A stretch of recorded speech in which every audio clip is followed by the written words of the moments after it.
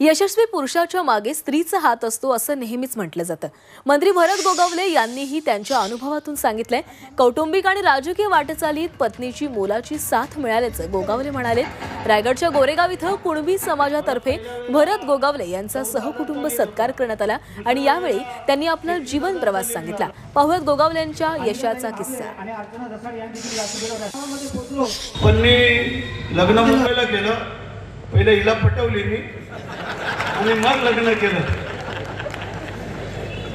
आणि मुंबईला राहत होती। पण बोललो आता गावाला जायला लागेल आपल्याला, वडील आपले नाही आहेत, घरची जबाबदारी आहे। थोडा वेळावकडा धंदा करत होतो आणि त्या अनुषंगाने तिने पण तेवढीच साथ दिली।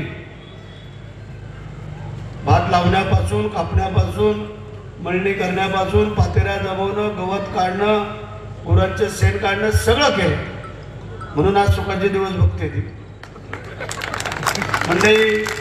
असं म्हटलं गेलं, यशस्वी पुरुषाच्या मागे पहिले तिची आई लागते, नंतर पत्नी लागते आणि मग काही मुली असतात। मी भाग्यवंत आहे, माझा मुलगा असेल, माझ्या मुली असतील, माझी आई, माझी पत्नी आणि माझ्या सर्व लाडक्या बहिणी, या सगळ्यांनी भरत शेठवरती भरभरून